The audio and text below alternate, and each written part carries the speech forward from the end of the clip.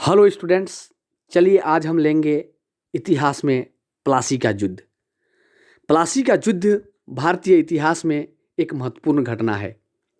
मुगल सम्राट औरंगजेब की मृत्यु के बाद बंगाल के नवाब अपनी स्थिति मजबूत कर चुके थे। दूसरी ओर अंग्रेज़ों की स्थिति भी मजबूत हो चुकी थी। अलीवर्दी खां की मृत्यु के बाद बंगाल के गद्दी पर सिराजुद्दौला बैठा, जो एक शक्तिशाली शासक था।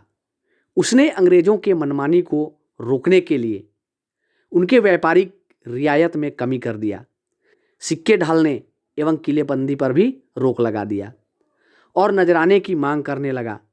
परिणाम स्वरूप नवाब और अंग्रेज़ों के बीच टकराव बढ़ने लगे।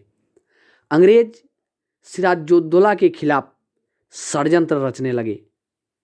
सिराजुद्दौला भी अंग्रेज़ों पर दबाव डालना शुरू कर दिया। उसने आदेश जारी कर दिया कि कंपनी उसके राजनीतिक मामले में हस्तक्षेप न करे, किलेबंदी रोके और राजस्व चुकाए। सिराजुद्दौला ने फोर्ट विलियम की किलेबंदी को नष्ट करने का आदेश जारी कर दिया, जिसे अंग्रेजों ने ठुकरा दिया। क्रोधित होकर नवाब ने 1756 ईस्वी में कासिम बाजार पर अधिकार कर लिया, साथ ही फोर्ट विलियम पर भी अधिकार कर लिया।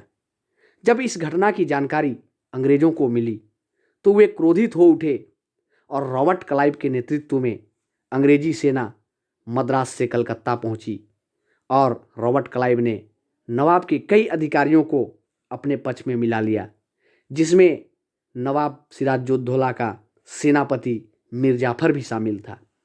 मीर जाफर को बंगाल का नवाब बनाने का प्रलोभन दिया गया।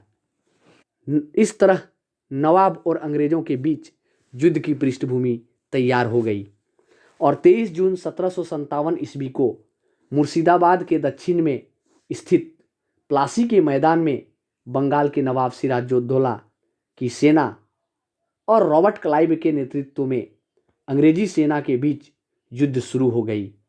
सेनापति मीर जाफर के विश्वासघात के कारण युद्ध में नवाब सिराजुद्दौला की हार हो गई और युद्ध के बाद सिराजुद्दौला की हत्या मीर जाफर के पुत्र मीरन ने कर दिया। यह युद्ध बहुत ही दुर्भाग्यपूर्ण था, क्योंकि इस युद्ध के बाद ही भारत की दास्तां की कहानी शुरू हुई।